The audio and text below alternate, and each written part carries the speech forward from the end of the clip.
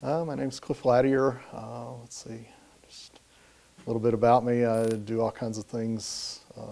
Biggest part of my life right now is scouting, since I got into doing that back in the late 90s with my son. And I was involved with scouting back when I was a youth. I was in Cub Scouts in the late 60s and into Boy Scouts into the 70s. I did get my Eagle Scout in 1973.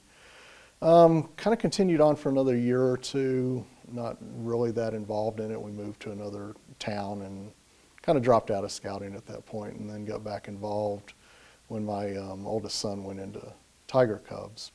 I'm trying to think when that was, late 90s I'll say, and was a den leader and those kinds of things in Cub Scouts. I mean, the Cub Scouts is a great program, but not where my passion lies, I guess I'll put it that way. And then got really involved when I got into Boy Scouts, I think getting pushed a little bit by Kurt Rosenberg, and you know, kind of gradually grew into a lot of the stuff working with NOA, and been working in YLT and all kinds of stuff with the council now.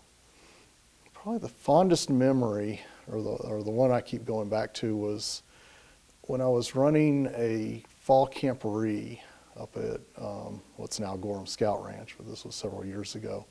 And I'd been working with the youth to plan this and get it going, and you know, of course I was worried about it coming off okay and all those kinds of things.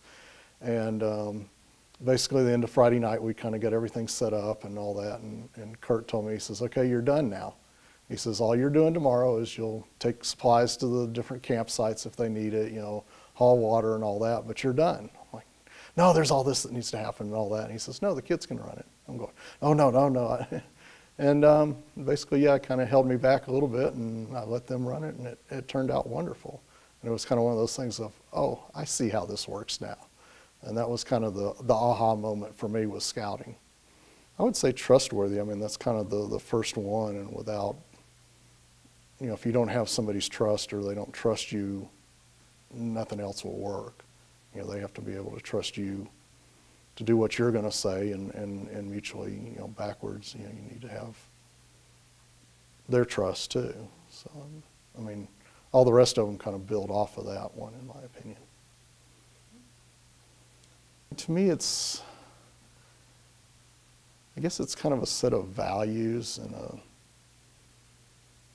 and kind of a community that, you know, that you can be within, you know, people with those same values and that type of stuff that you have to, you know, kind of grow up in and to bring your kids up in, and hopefully from my side to contribute to, and help kind of, you know, be a role model for some of these youth, because there's some you run into that really need it, and hopefully you touch them or make some kind of impact on their lives in a positive way.